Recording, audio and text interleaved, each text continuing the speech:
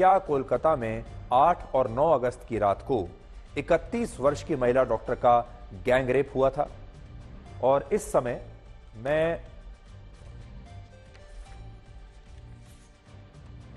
मेरे हाथ में वही पोस्टमार्टम रिपोर्ट है जिसके आधार पर यह दावा किया जा रहा है कि यह रेप का नहीं बल्कि गैंग रेप का मामला हो सकता है और इस घटना में एक से ज्यादा आरोपी शामिल हो सकते हैं। दावा है कि उन्हें कोलकाता पुलिस बचाने की कोशिश कर रही थी। इस तरह के आरोप विपक्षी पार्टियां और कई और लोग लगा रहे हैं कि इन्हें बचाने की कोशिशें हो रही है। इस रिपोर्ट के चौथे पॉइंट के 11वें कॉलम में यह साफ साफ लिखा है कि इस महिला डॉक्टर के प्राइवेट पार्ट से 151 ग्राम लिक्विड मिला है और 151 ग्राम लिक्विड कभी भी एक व्यक्ति का हो नहीं सकता।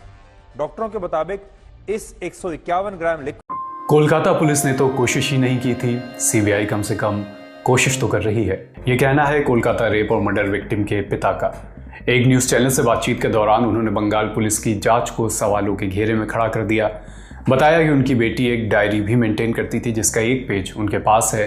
ये पेज उन्होंने फिलहाल सीबीआई को सौंप दिया है, लेकिन अभी वो इस बारे में कुछ बता नहीं सकते क्योंकि जांच अभी सीबीआई के पास है। सीबीआई ने उन्हें इस बारे में बात करने से मना किया है।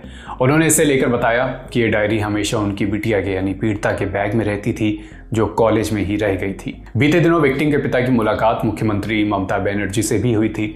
इस मुलाकात का जिक्र करते हुए उन्होंने बताया, हमने पहले उन पर पूरा भरोसा किया था लेकिन हमने देखा कि गलत काम हो रहा है और ठीक से जांच आगे नहीं बढ़ रही है। घटना को लेकर पीड़िता के माता पिता ने न्यूज एजेंसी ANI से भी बात की है। मां ने बताया, उस रोज हमें आरजीकर हॉस्पिटल से फोन आया, बताया कि हमारी बेटी बीमार है। फिर मैंने फोन काट दिया, कॉल बैक किया, बेटी के बारे में पूछा।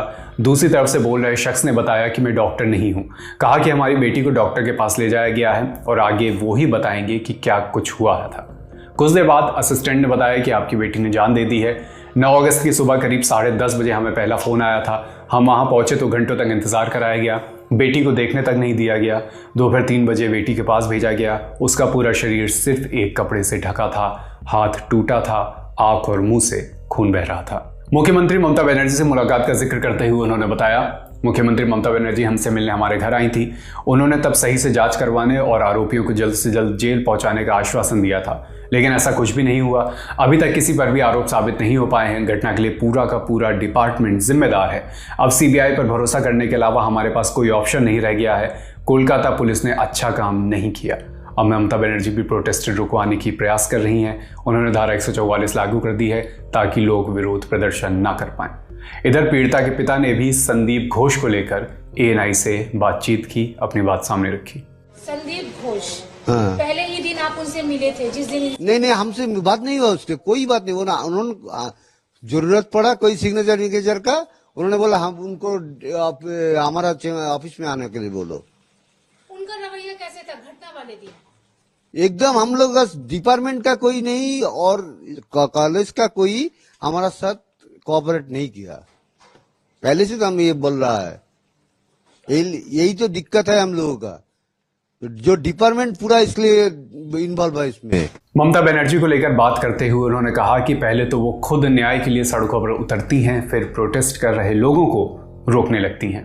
सीएम अपने रास्ते में नाम उतर के जस्टिस मांगता है, फिर जो जनरल पब्लिक है उसने जब जस्टिस मांगता है उसको बंद करने के लिए कोशिश कर रहे हैं। क्या इसकी सब क्या बात है? हम लोग तो इसके बहुत दुख आ गया। सीएम की भूमिका से आप नाखुश हैं? अभी तो नाखुशी है। एक और बात, जैसे बोला जा रहा था कि राज्य सरकार की तरफ से कंपनसेशन देने की बात आ रही थी। हाँ, बात वो बोला है। हम लोग पहले से उन्होंने जब पहला बोला हम ना कर दिया है। हम नहीं इसको तो नहीं बोला है उन्होंने। हम तो जब कंपनसेशन के बारे में बोला है, हम लोग दोषी का सजा मिलने के बाद जाएंगे आपका पास और कंपनसेशन के बारे में उस टाइम में बात होगा। और 2020 में एक आर्टिकल में 7 से गिर कर हम लोग भी मालूम नहीं है। इधर कोलकाता के सॉल्ट लेक स्टेडियम में 18 अगस्त को मोहन बागान सुपर जायंट और ईस्ट बंगाल फुटबॉल क्लब का मैच होना था। इस दौरान दोनों टीमों के सपोर्टर्स ने साथ आकर इस घटना का यानी कोलकाता रेप और मर्डर केस का विरोध दर्ज करवाया, महिला सुरक्षा के लिए अपनी बात रखी, जिसके बाद सुरक्षा कारणों से इस मैच को कैंसिल करना पड़ा। टूर्नामेंट को भी अब किसी दूसरे शहर में शिफ्ट करने की बात आ रही है। मामले से जुड़ी और भी जो अपडेट्स रहेंगी लगातार आपको बताते रहेंगे। ये खबर लिखी है आर्यन ने, कैमरे के पीछे आलिश, मेरा नाम है अभिषेक। देखते रहिए द लल्लन टॉप।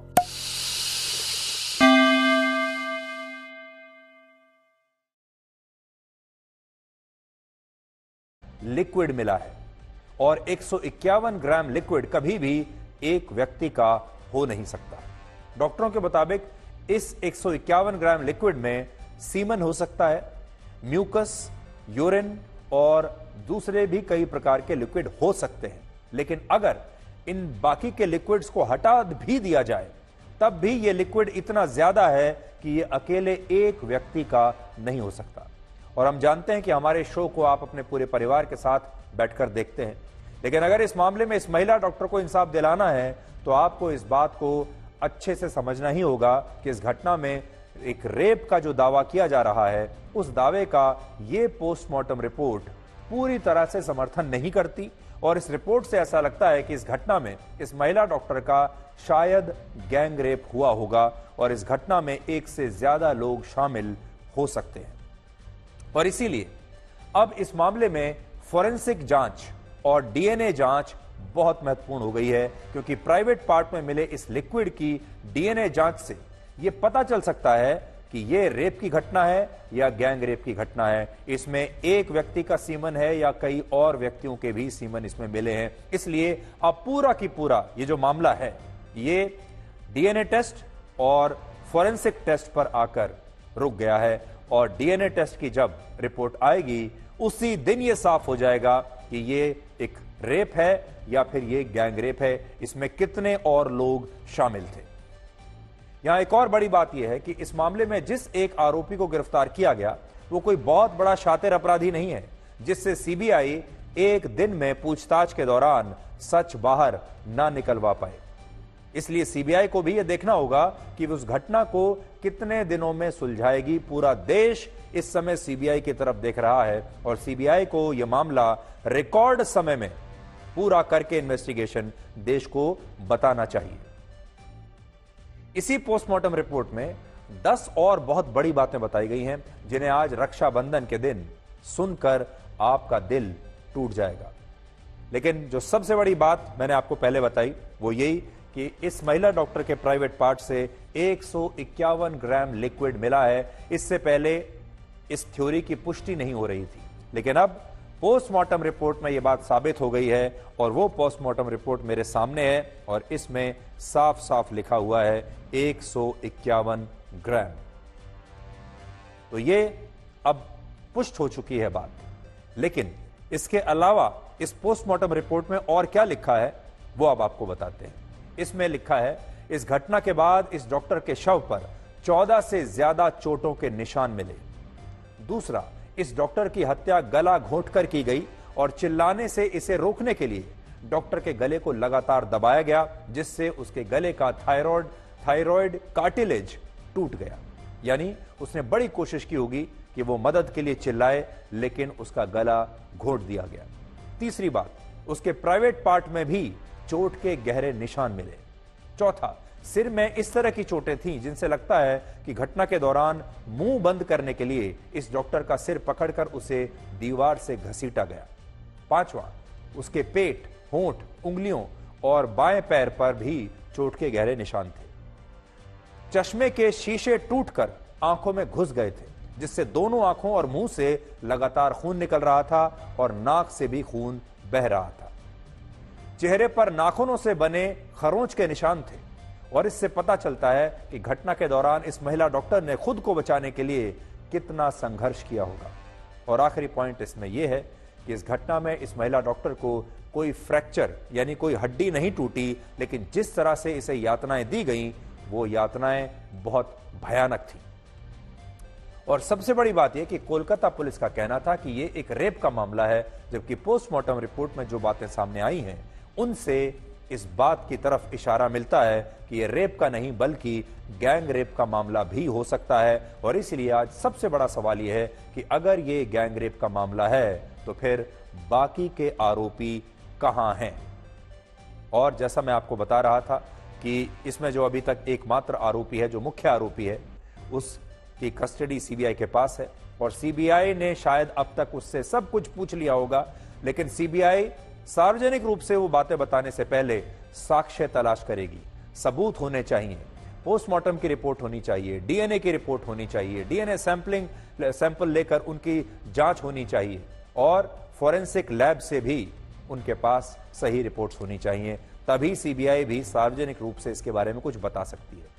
इस मामले में एक और बड़ा आरोप यह है कि कोलकाता पुलिस इस डॉक्टर के अंतिम संस्कार को लेकर काफी जल्दबाजी में थी। तो आज एक सवाल यह भी है कि इस महिला डॉक्टर के अंतिम संस्कार की आखिर इतनी क्या जल्दी थी, जबकि आप जानते हैं इस तरह के मामलों में जो शरीर होता है, जो शव होता है, वो सबसे बड़ा सबूत होता है। जिस शमशान में इस महिला डॉक्टर का अंतिम संस्कार हुआ, उसके प्रबंधक का कहना है कि शव का पोस्टमार्टम शाम को 6 बजे हो चुका था, लेकिन इसके बावजूद पुलिस शव को रात को लगभग 11 बजे शमशान में लेकर पहुंची और पुलिस की तरफ से शमशान के प्रबंधन को यह कहा गया कि इस डॉक्टर का अंतिम संस्कार बाकी के उन 3 शवों के अंतिम संस्कार से पहले किया जाए जो उससे पहले ही शमशान में लाए गए थे। यानी कहा गया कि बाकी सब छोड़ दीजिए, सबसे पहले इस महिला डॉक्टर का अंतिम संस्कार होना चाहिए। और यही बात इस डॉक्टर के माता पिता ने भी कही है और पूछा है कि आखिर पुलिस उस दिन इतनी जल्दबाजी में क्यों थी और बाकी शवों के अंतिम संस्कार से पहले उनकी बेटी का अंतिम संस्कार क्यों किया गया और क्या इसके पीछे का मकसद किसी को बचाना था, कुछ सबूतों को नष्ट करना था।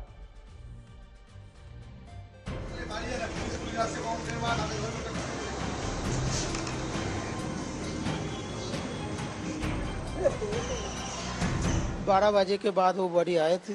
बॉडी के डिकम्पोज होने का बहुत चांस था, क्योंकि पोस्टमार्टम सचराचर 6 बजे करीब जितना पोस्टमार्टम होता है सब लोग आ जाते हैं, लेकिन ये 12 बजे के बाद काटा छेड़ा हुआ है और हम लोग का लोकल लड़की और डॉक्टर भी था, इसीलिए हम लोग उसको 2 बॉडी के पहले पुलिस भी था। इतना कंजेस्टेड एरिया हो गया था, पुलिस आदमी से ज़्यादा पुलिस था, एमएलए भी था, काउंसलर भी था। तो जब हम रजिस्ट्री किया तो उसका मम्मी भी नहीं था उधर। मम्मी भी अगर बोलते जे हम लोग को लाइन में करो तो हम लोग लाइन में करते, लाइन में कुछ नहीं बोला था।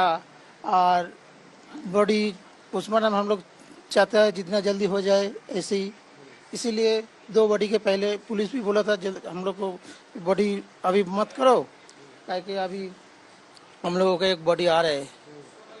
तो ठीक है, 2 बॉडी आया था, हम लोग बोला रुको, हम लोग को एक बॉडी है, हम लोग को लोकल एक बॉडी है, ऐसा आदमी है, तो वो लोग मान लिया। ये भी उसको मामा पापा भी कुछ नहीं बोला है, तो हम लोग थोड़ा पहले उसको सहानुभूति के लिए उसको पहले थोड़ा छोड़ दिया।